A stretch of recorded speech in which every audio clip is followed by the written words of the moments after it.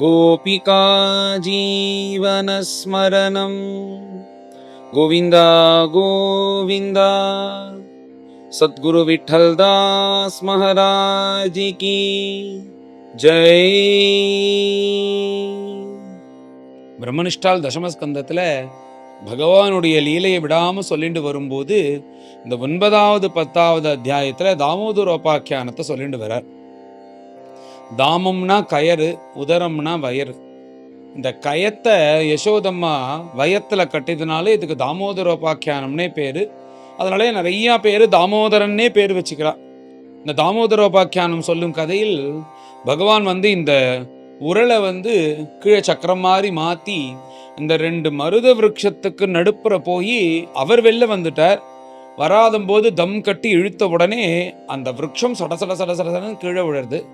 எல்லோருக்கும் பார்க்கும்போது அது விருட்சமாக இருக்கு. ஆனால் அது விருட்சம் இல்லை, நலகூபரன் மணிகிரீவன்னு குபேர புத்திரர்கள்னு பிரம்மனிஷ்டால் சொன்ன உடனே மேலே பரீட்சித் ராஜா கேள்வி கேட்குறார். குபேரபுத்திரன்னு சொல்கிறார்களே, அவளுக்கு ஏன் இந்த மாதிரி ஒரு கதி, ஏன் மரமாக போனா அந்த கதையை நீங்கள் சொல்லணும் அப்படின்றது பரீட்சித்து கேட்ட உடனே மேலே இந்த நலகூபரன் மணிகிரீவனுடைய கதையை ஆரம்பிக்கிறார் பிரம்மனிஷ்டால். கைலாசத்துக்கு பக்கத்தில் தான் குபேரப்பட்டணம் அப்படின்ற ஒரு பட்டணம். இந்த குபேரன் இந்த உலகத்திலே அவன் தான் பணக்காரன். இந்த உலகத்துக்குள்ள கஜானா அந்த பணம் முழுக்க குபேரனுடைய கஸ்டடியில் தான் இருக்குது. அதனால் குபேரன் பணக்காரன், இது எல்லாருக்கும் தெரிஞ்ச விஷயம். பணக்காரன் வீட்டு குழந்தையே எப்படி இருப்பான், திமிராதான் இருப்பான், பணத்தினுடைய அருமை தெரியாது. அதனால இந்த நலகூபுரம் மணிகிரீவனும் அப்படி தான் இருக்கான். ஏகப்பண பணம், எக்கச்சக்க பணம் போடுறதுக்கு அந்த சில ஸ்திரீகள், யக்ஷ ஸ்திரீகள் எல்லாரையும் அழைத்து கொண்டு அவள் கூட உல்லாசமாக சஞ்சாரம் பண்ணிட்டு இருக்கான். சஞ்சாரம் பண்ணிகிட்டே வரும்போது அந்த மலைச்சாரர்கள்லாம் சஞ்சாரம் பண்ணும்போது அங்கங்கே ஸ்நானம் பண்ணுறது, அவள் கூட சந்தோஷமாக இருக்கிறதுன்னு இப்படின்னு சுற்றினே வரும்போது கூடியே இந்த கல்லையும் எடுத்துன்னு வந்திருக்கானா. அந்த கல்லை தானும் குடிச்சு அந்த ஸ்திரீகளும் குடிச்சு இப்படி எல்லோரும் உல்லாசமாக சுற்றின்னு இருக்கும்போது வஸ்திரமே இல்லாமல் சுற்றின்னு இருக்காலாம் சந்தோஷமாக. இப்படிவா இந்த இடத்துல சஞ்சாரம் பண்ணிட்டு இருக்கா. அந்த வழியாக நாரதர் வரார். நாரதரை பார்த்த உடனே அந்த ஸ்திரீகள்லாம் பார்த்து பயந்துட்டா. இப்படி இந்த நிலையில் நம்மளை பார்த்தாருன்னா தீர்மானமாக சபிச்சுடுவார்னு போயிட்டு நேராக வஸ்திரத்தெல்லாம் தரித்து கொண்டு வெக்கத்தோடு ஒளிஞ்சுட்டா. இந்த நலகூபுரன் மணிகிரீவன் ஃபுல்லாக குடித்ததுனால முன்னாடி யார் இருக்கா எதுன்னு தெரியாதபடிக்கு நாரதர் தான் வராருன்னு தெரியும். ஆனால் சரீரத்தில் வஸ்திரம் இல்லை. அவர்கிட்ட போய் அந்த குடித்த மதத்தில் நையாண்டித்தனம் காமிச்சுண்டு, என்ன நாரதரே இந்த பக்கம் எங்கே என்னென்னா பாடுவேரே பாடும், அவர் கையில் இருக்கிற வீணையை வாங்கி இது என்ன வீணையா, இதை நினச்சி என்ன பண்ணுவா, சண்டை போடுவாளா அப்படின்னு இந்த ஃபுல் போதையில் என்ன பேசுகிறோன்னு தெரியாதபடிக்கு இப்படி கண்ணாபண்ணான்னு நாரதரை பார்த்து கிண்டல் பண்ணுவது போல பேசின உடனே நாரதருக்கு கோபம் வந்துடுது. தயோகோ அனுகிரகார்த்தாய சாபம் தாஸ்யன்னு இதம் ஜகவுன்னு அவளுக்கு அனுகிரகம் பண்ணணும்னு தீர்மானம் பண்ணிட்டார் நாரதர். அந்த அனுகிரகம் பண்ணணும்னு தீர்மானம் பண்ணி சாபத்தை கொடுக்குறாராம் இந்த நலகூபரனுக்கும் மணிகிரீவனுக்கும். அது சாபத்தை கொடுக்கறதுக்கு முன்னாடி சில வார்த்தைகளை சொல்றார் நாரதர் தன்னுடைய அபிப்பிராயமாக. உயர்ந்த ஜென்மா கிடைச்சிருக்கு. உயர்ந்த ஜென்மா என்னன்னா குபேர புத்திரர்கள்.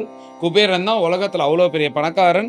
இப்படி குபேர புத்திரனா இருந்துட்டு அந்த பணத்தை வச்சுன்னு எத்தனை நிறைய நல்ல காரியங்கள் பண்ணலாம். நல்ல காரியங்கள் பண்ணலனாலும் கெட்ட காரியம் பண்ணாமல் இருக்கலாம். இப்படி போராதுக்கு குடிச்சிட்டு இப்படி 2 பேரும் வஸ்திரம் இல்லாமல் சுத்திண்டு நையாண்டித்தனம் பண்ணிட்டு சுத்தின்னு இருக்கியே, எல்லாம் இந்த இந்திரிய சுகத்துக்காக தானே பண்ணுறேன், இந்த சரீரத்தை போஷிக்கிறதுக்காக தானே பண்ணுறேன். இந்த சரீரம் சரீரம் சரீரம்னு இது பின்னாடி இதை பார்த்துக்கணுன்றதுனால தானே இத்தனை அர்த்தமும். இந்த சரீரம் யாருக்கடா சொந்தம், இந்த சரீரம் சாஸ்வதமா, உள்ளே இருக்கிற ஆத்மா தான் சாஸ்வதம், அது தெரியாதபடிக்கு இந்த சரீரமே நான் நினைத்து கொண்டு அதை போஷிச்சுண்டு அந்த சரீரத்தை போஷணம் பண்ணுறதுக்காக இந்த மாதிரி என்ன மாதிரி இருக்கிற சாதுக்கள் எல்லாரையும் ஹிம்சை பண்ணுறது, கிண்டல் பண்ணுறதுன்னு இந்த மாதிரிலாம் பண்ணிட்டு இந்த சரீரத்தை போஷிச்சுன்னு இருக்கியே, இந்த சரீரம் யாருக்கு சொந்தம் அப்படின்னு கேட்டு, இந்த சரீரம் உன்னை பெத்தாலே உங்கள் அப்பா அம்மாவுக்கு சொந்தமா, இல்லை உன் கூட பிறந்த சகோதரர்களுக்கு சொந்தமா, இல்லை உன்னை கல்யாணம் பண்ணிக்கிற உன் மனைவிக்கு சொந்தமா, இல்லை உனக்கு பிறக்க போகிற குழந்தைகளுக்கு சொந்தமா, இல்லை நீ காலமானதுக்கப்புறம் பூமியில் புதைச்சதுக்கப்புறம் புழுக்கெல்லாம் சாப்பிட்றதே அதுக்கு சொந்தமா, இல்லை அக்னியை எரிச்சேன்னா அக்னி சாப்பிட்றதே அக்னிக்கு சொந்தமா, இல்லை சமுத்திரத்தில் போட்டால் மீன்கள்லாம் திங்கிறதே மீனுக்கு சொந்தமா அப்படின்னு யாருக்கடா இந்த சரீரம் சொந்தம்? சாஸ்வதமே இல்லாமல் இந்த சரீரத்தை போஷிச்சுன்னு வர்றதுனால இந்த அயோக்கியத்தனம் பண்ணிட்டு சுத்தின்னு இருக்க இந்திரிய சுகத்துக்காக. இது எல்லாத்துக்கும் காரணம் என்ன? அடிப்படையில் பணம். பணம் இருக்கிறதுனால, எக்கச்சக்கமா பணம் இருக்கிறதுனால, அந்த பணம் வச்சுட்டு என்ன பண்றதுன்னு தெரியாம, இந்த மாரி கெட்ட செலவுகள்லாம் பண்றது, கெட்ட வழியில போறது, இது எல்லாத்துக்கும் காரணம் பணம் நெறையா இருக்கிறதுனால தானே! உங்கள மாரி உள்ள பசங்களுக்கெல்லாம் பணத்த கட் பண்ணிட்டா போதும், இந்த மாரி கெட்டத்தனம் விஷயங்கள்லாம் பண்ண மாட்டீர்கள் அப்படின்னு, இந்த காலத்துல இருக்கிறதுக்கு ஏத்தது மாரி திட்டுறாராம் நாரதர். எல்லா அனர்த்தத்துக்கும் காரணம் பணம் தானே! அந்த பணம் மாத்திரம் இல்லன்னா எல்லாரும் ஒழுங்கா இருக்காளோனோ? பணம் எக்கச்சக்கமா இருக்கிறதுனால தானே இந்த மாரி கெட்ட கெட்ட புத்தியோட இந்த மாரி தப்புலாம் பண்ணணும்னு தோன்றது. அதனால இதுக்கு ஒரே வழி என்னன்னா, பணத்த புடுங்கிடு சரியாயிடும்னு நாரதர் இந்த காலத்துக்கு ஏத்தது போல சொல்றாராம். அதனால உங்களுக்கு ஒரே வழி என்னன்னா, இந்த பணத்த புடுங்குறது தான். பணம் ரொம்ப இருக்கிறதுனால தான், எக்ஸஸா இருக்கிறதுனால தான் இப்படி திமிரா நீ சுத்துற அப்படின்னு சொல்லிட்டு, நாரதர் அந்த நலகோபுர மணிக்கிரீவன பார்த்து சொல்றார். "நீ ஒண்ணு தெரிஞ்சுக்கோ, இந்த தரித்திரம் வந்தா தான் வாழ்க்கையில நம்மளுக்கு பாடம் நெறைய சொல்லிக் குடுக்கும். நெறைய பணம் இருந்ததுன்னா, அதனால திமிரு தான் வருமே தவிர, அது நெறைய வாழ்க்கையில பாடம் சொல்லி தராது. அதனால தரித்திரம் வந்தா தான் பசியினுடைய அருமை தெரியும், பணத்தினுடைய அருமை தெரியும், காலத்தினுடைய அருமை தெரியும், அப்புறம் நம்ம சுத்தி இருக்கிறவாளோட அருமை தெரியும். இது எல்லாத்துக்கும் காரணம் தாரித்திரம் தான். அந்த தாரித்திரத்த நீ சாதாரணமா நினைக்காத, வாழ்க்கையில நெறைய பாடத்த கத்துக் குடுக்கும்னு சொல்லிட்டு, உங்கள மாரி உள்ளவாளுக்கெல்லாம் ஒரே வழி இந்த பணத்த புடுங்குறது தான்னு அவள புடிச்சு திட்டி, மேல என்ன சொல்றாருன்னா, நான் இப்படி வரும்போது கூட இப்படி ஒருத்தர் வராரு. வர்றதுக்கு முன்னாடி இப்படி வஸ்திரம் இல்லாம குடிச்சிட்டு நிக்கிறமேன்னு வெட்கப்படாம வந்து நின்னியோன்னும். அதனால மேல வந்து எப்படி வந்து ஒரு மரம் போல வெட்கமே இல்லாதபடிக்கு ஒரு மரம் போல குடிச்சிட்டு நின்னதுனால, மேல நீங்க 2 பேருமே மரமாக போக கடவது. அப்படின்ற ஒரு சாபத்த குடுக்கிறார் நாரதர். இப்படி நாரதர் சபித்தார்ன உடனே 2 பேரும் முழிச்சுண்டா. முழிச்சுண்ட உடனே நாரதர்ட்ட க்ஷமாபண கேட்ட உடனே நாரதர், நீங்க மரமா போனாலும், இந்த மரஜன்மாவாக நீங்க இருக்கணும்ன்றது 100 வருஷம் குடுத்த சாபம் குடுத்தது தான். ஆனா நீங்க பூலோகத்துல யமுனா நதிக்கரையில நந்தகோகுலம்னு ஒரு கிராமம். அந்த கிராமத்துல நந்தகோபனுடைய மாளிகை வாசல்ல 100 வருஷம் மரமாக இருக்க போறீர்கள். நீங்க மரமா ஆனதுக்கப்புறம், அங்க வந்து கிருஷ்ணர் வந்து அங்க மாளிகையில வந்து தங்க போறார். கிருஷ்ணருடைய எல்லா லீலையும் பார்க்கக்கூடிய பாக்கியம் அந்த கிருஷ்ண தரிசனத்தினாலேயே நீங்க பக்திமான்களாக ஆகப் போறீர்கள். அப்புறம் கிருஷ்ணரே உங்களுக்கு சாப விமோசனம் கொடுப்பார்னு இப்படி ஒரு அனுக்கிரகம் பண்ணிட்டு நாரதர் அங்கேருந்து கிளம்பிட்டார். நாரதர் சொன்னபடியே அடுத்த க்ஷணம் அவ வந்து மரமாக மாறிட்டா. எங்க நந்தகோகுலம் வரப்போறதோ அந்த நந்தகோகுலத்திலேயே அந்த யமுனா நதிக்கரையிலேயே அவ வந்து 2 மருத விருட்சமாக மாறி பொறந்துட்டா. இப்ப விருட்சமாக வளர்ந்துட்டு கிட்டத்தட்ட 100 வருஷமா அங்க கிருஷ்ணருக்காக காத்துன்னு இருக்கா. இங்க என்ன ஆச்சரியம்னா, ராத்திரியோடைய ராத்திரியா வசுதேவர் கொண்டு வந்து கிருஷ்ணரை இங்க வச்சுட்டு அந்த யோகமாயை அழிச்சுன்னு போறானோ, அது வந்து வசுதேவருக்கும் தேவகிக்கும் கிருஷ்ணருக்கும் அந்த யோகமாயைக்கு மாத்திரம்தான் தெரியும் அப்படின்னு நம்ம நினைச்சுட்டு இருக்கோம். இன்னும் 2 பேருக்கு தெரியுமா? அது யார் 2 பேருன்னா, இந்த நலகூபரன் மணிகிரீவன். மரமா இருந்து அவ இதை பார்த்துட்டு இருக்காளாம். அங்கேலேருந்து ஆரம்பிச்சு இப்ப கடைசியா நடக்கக்கூடிய இந்த தாமோதரோபாக்கியானம், தாமோதர லீல பரியந்தம் இவ மரமாக இருந்துட்டு பரிபூர்ணமாக இந்த கிருஷ்ணலீலைகளை அனுபவிக்கக்கூடிய பாக்கியம். ஏன்னா நாரதர தரிசனம் பண்ணாலோன்னு அந்த மகான் தரிசன பாக்கியம் இப்படி பகவானுடைய லீலைகளை பரிபூர்ணமா அனுபவிக்கிறதுக்கு அவளுக்கு அப்படி ஒரு பாக்கியம். இப்ப கடைசியா பகவான் இந்த நந்தகோகுலத்திலேருந்து கிளம்புறதுனால தன்னுடைய கடைசியா அந்த தாமோதர லீலையும் முடித்து கொண்டு கடைசியா தான் இவாளுக்கும் சாப விமோசனம் கொடுக்கறதுக்காக அந்த 2 யமலார்ஜுனம்னு சொல்லக்கூடிய அந்த மருத விருட்சத்துக்கு நடுப்புற பூந்து தம் கட்டி இழுப்பது போல இழுத்து அந்த யமலார்ஜுனம்னு சொல்லக்கூடிய அந்த 2 மருத விருட்சத்தை கீழே தள்ளுறார் பகவான். அப்படி பார்க்கறதுக்கு அது மருத விருட்சம் கீழே விழுவது போல இருக்கு. அது நலகோபுரன் மணிகிரீவன் 2 பேரும் சூக்ஷமாக வந்து மேல அற்புதமாக பகவான ஸ்தோத்திரம் பண்றா.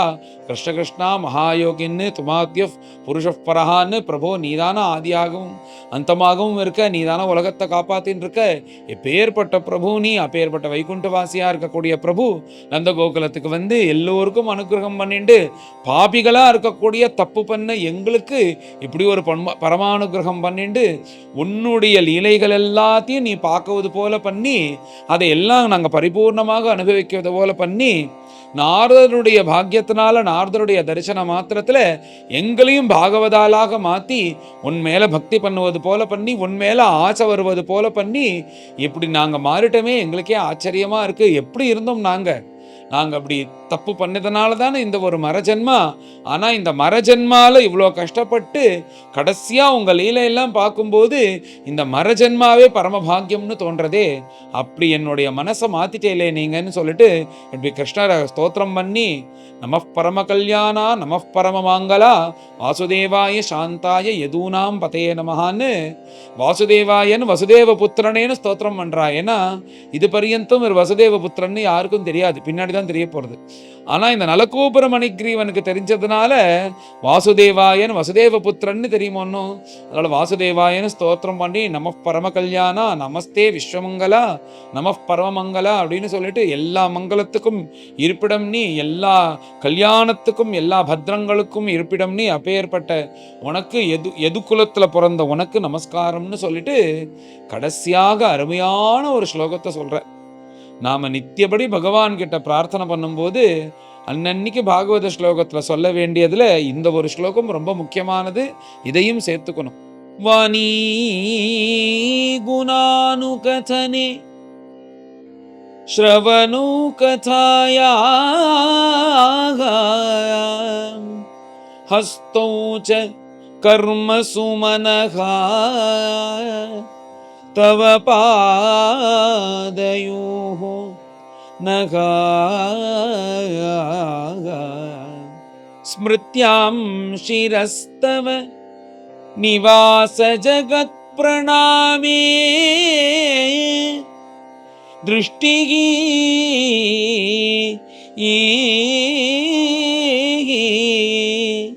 சதா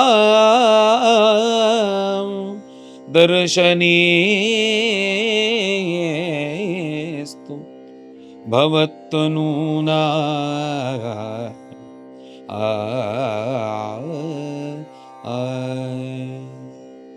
வாணி குணானுகதனே. என்ன பண்றான்னா சர்வஸ்வம் பகவத் அர்ப்பணம் பண்ணணும்.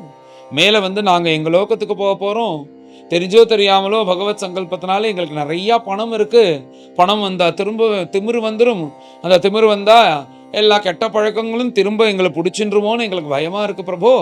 அதனால உன்னுடைய அனுகிரகத்தினால எங்களுக்கு அதெல்லாம் எதுவும் வராதபடிக்கு எப்படி நாங்க இத்தனை வருஷம் இங்க இருந்து கொண்டு உன்னை பரிபூர்ணமாக அனுபவிச்சோமோ இந்த ஸ்மரண இந்த பக்தி 1% கூட எங்க மனசுலேருந்து இறங்கக்கூடாது. அதுக்கு என்ன பண்ணணும்னா எங்களுடைய சர்வ வியாபாரமும் ஒன்ன நோக்கி தான் இருக்கணும், ஒன்ன குறிச்சு தான் இருக்கணும். வாணி குணானுகதனே. அங்க போனதுக்கு அப்புறம் இவனை பார்த்து கண்டதை பேசுறது, விவகாரங்கள்ல பேசுறது, இப்படி அவன் போட்டு அந்த மாயையில விழுந்து அந்த மாதிரி விஷயங்கள்லாம் பேசி காமமா பேசின்னு இந்த மாதிரி எதுவுமே எங்க வாக்கு பேசக்கூடாது.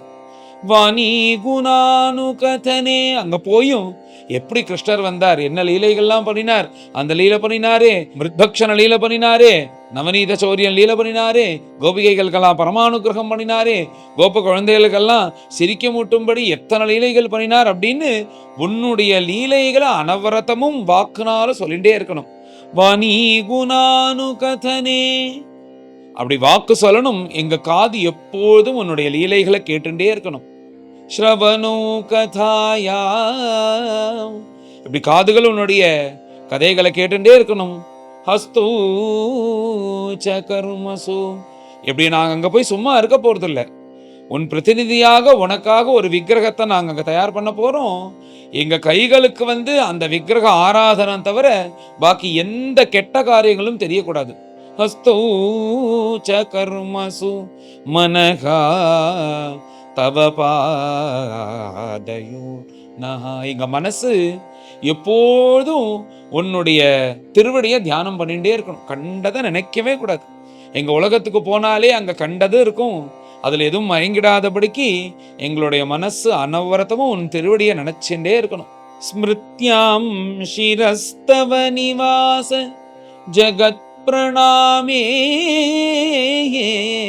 இந்த தலை இருக்கே, இந்த தலை தான்னு இந்த பணம் வந்தா திமிரு அகம்பாவத்தோட சுத்தும். யாருக்கும் தலை வணங்கவே வணங்காது திமிரு வந்துருத்துன்னா. அதனாலதான் நமஸ்காரம் பண்ணணும்னு பெரியவா ஏன் சொல்றான்னா, யாரை பார்த்தாலும் நமஸ்காரம் பண்ணினாதான் அகம்பாவம் ஒழியும். இந்த மகாராஷ்டிரா நார்த் இந்தியாலாம் பார்த்தேன்னா பெரியவா சின்னவாலாம் யாரும் பார்க்கவே மாட்டா. யாராவது ராமகிருஷ்ண ஹரின்னு சொல்லிட்டு நாமம் சொல்லிட்டு வந்தான்னா 10 வயசு குழந்தையா இருந்தாலும் அந்த தாத்தா தலையை கொண்டு போய் சரணத்துல முட்டுவார். அப்படி இருந்தாதான் வினய சம்பத்து வருமா, அப்பதான் அகம்பாவம் போகுமா. அதனால இவன் என்ன சொல்றான்னா, தான் தான் தான்ற கர்வம் இருக்கே, அந்த கர்வம் போகணும்னா ஸ்மிருத்யாம் ஷிரஸ்தவ நிவாச ஜகத் பிரணாமே, இந்த உலகம் முழுக்க உன்னுடைய ஸ்வரூபமாக பார்த்து எல்லோருக்கும் நாங்கள் கைங்கரியம் பண்ணி எங்கள் சிரசா வகிச்சு அவளுக்கு நமஸ்காரம் பண்ணணும், உன் ஸ்வரூபமாக பண்ணி இப்படி மனசு வாக்கு காயம் எல்லாம் உனக்கு அர்ப்பணிக்கணும்.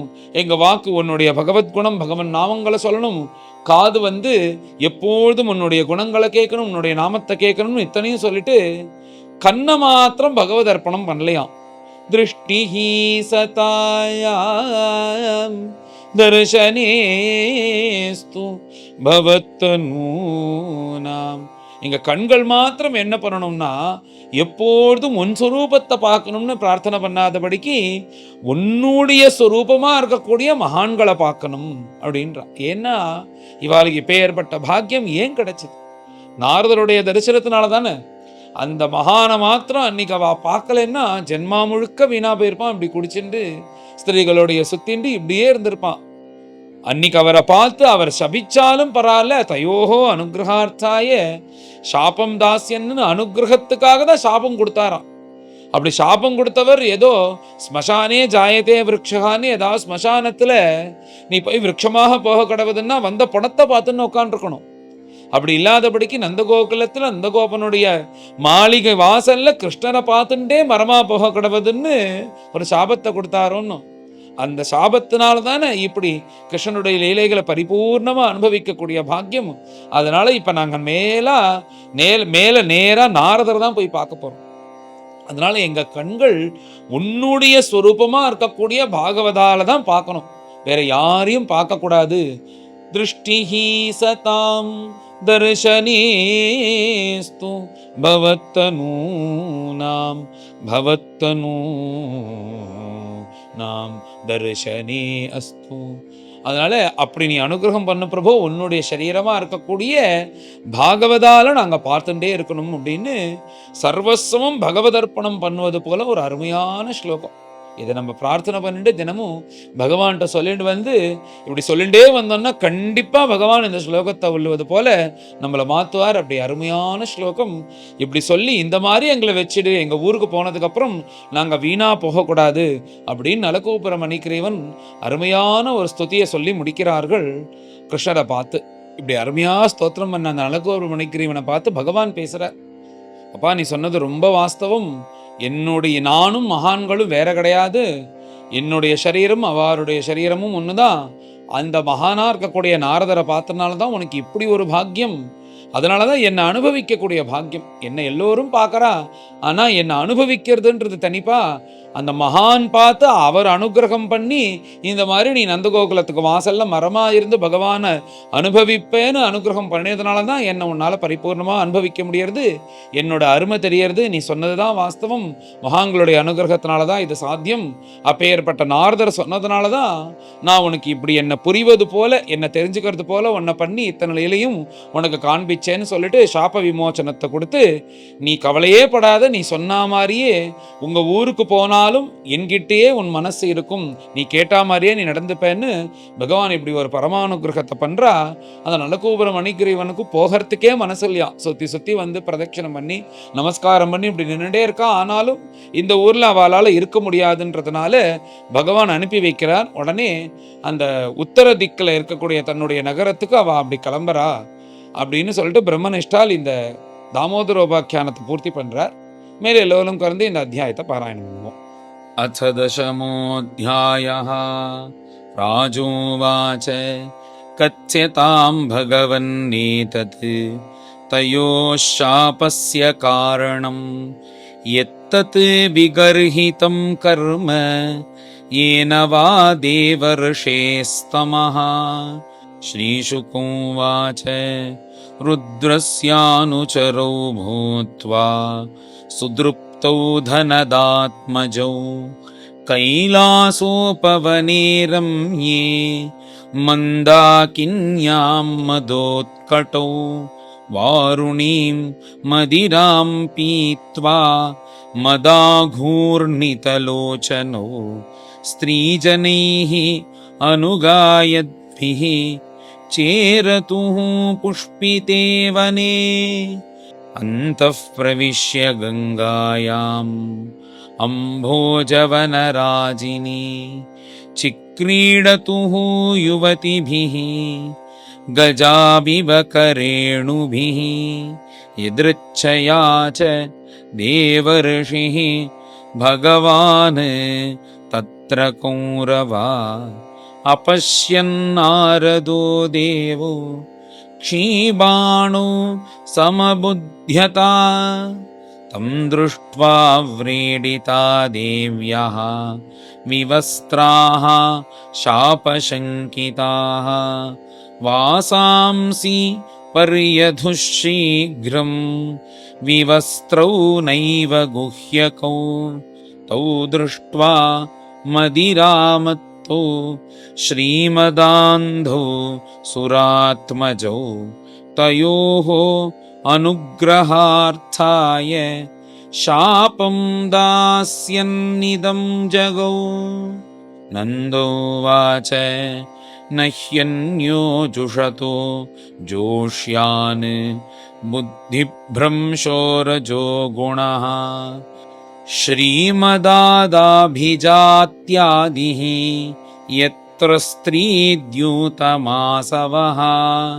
हन्यन्ते पशवो यत्र निर्दयैः अजितात्मभिः मन्यमानैरिमं देहम् अजरामृत्युनश्वरं देवसंज्ञितमप्यन्ते कृमिविड् भस्मसंज्ञितं भूतधृक् तत्कृते स्वार्थं किं वेद निरयो यतः देहः किमन्नदातु स्वं निषेक्तुः मातुरेव च मातुः पितुर्वा बलिनः क्रेतुरग्नेः शुनोऽपि वा एवं साधारणं देहम् अव्यक्तप्रभवाप्ययम् को विद्वान् आत्मसात् कृत्वा हन्ति जन्तूनृते सतः असतः श्रीमदान्धस्य दारिद्र्यं परमञ्जनम् आत्मौपम्येन भूतानि दरिद्रः परमीक्षते यथा कण्टकविद्धाङ्गः जन्तोर्नेच्छति तां यथां जीवसाम्यं गतो लिङ्गैः न तथा विद्धकण्टकः दरिद्रो निरहं स्तम्भः मुक्तः सर्वमदैरिह कृच्छं यदृच्छया आप्नोति तद्धितस्य परं तपः नित्यं क्षुत्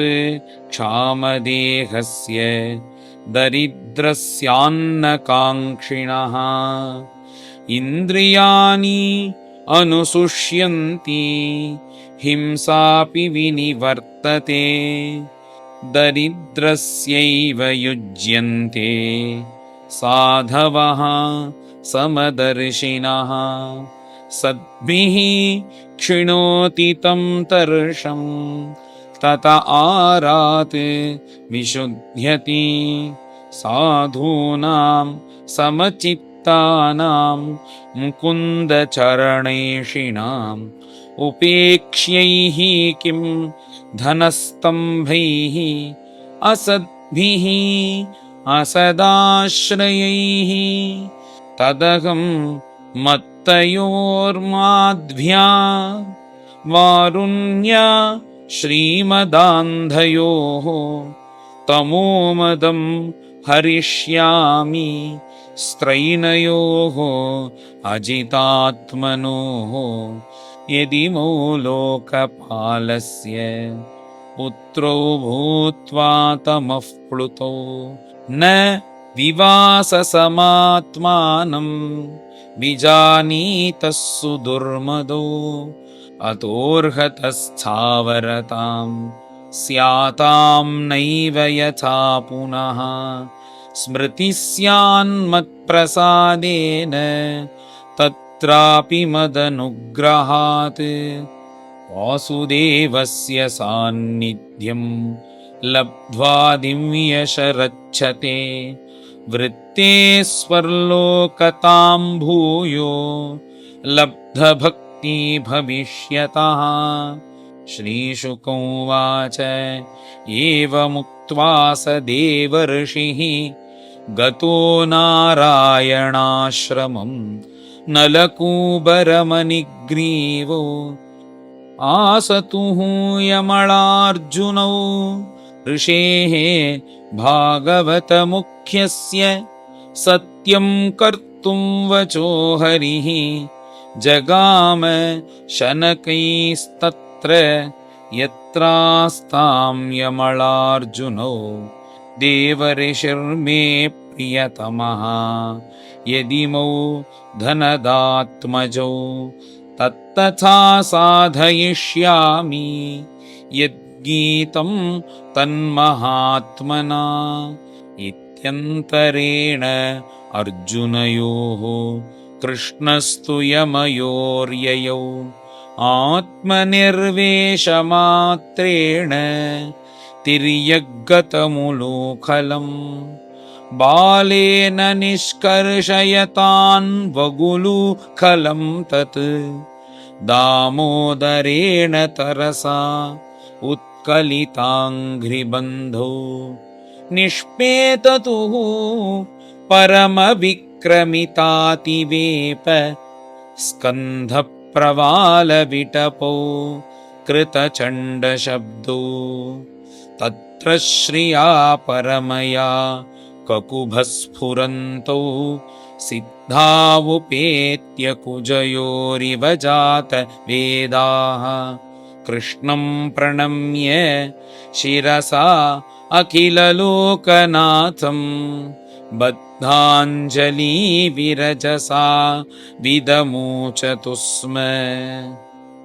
कृष्ण कृष्ण महायोगिन् त्वमाद्यः पुरुषः परः व्यक्ताव्यक्तमिदं विश्वं रूपं ते ब्राह्मणा विदुः त्वमेकः सर्वभूतानां देहास्वात्मेन्द्रियेश्वरः त्वमेव कालो भगवान् विष्णुः अव्यय ईश्वरः त्वं महान् प्रकृतिः सूक्ष्मा रजः सत्त्वतमोमयी त्वमेव पुरुषोऽध्यक्षः सर्वक्षेत्रविकारवित् गृह्यमानैस्त्वम् अग्राह्यः विकारैः प्राकृतैर्गुणैः कोऽन्विहार्हति विज्ञातुं प्राक्सिद्धं गुणसंवृतः तस्मै तुभ्यं भगवते वासुदेवाय वेधसे आत्मद्योतगुणैश्चन्न महिम्ने ब्रह्मणे नमः यस्यावतारा ज्ञायन्ते शरीरेषु अशरीरिणः तैस्तैः अतुल्यातिशयैः वीर्यैः देहिषु असङ्गतैः स भवान् सर्वलोकस्य भवाय विभवाय च अवतीर्णः अंशभागेन साम्प्रतं पतिराशिषां नमः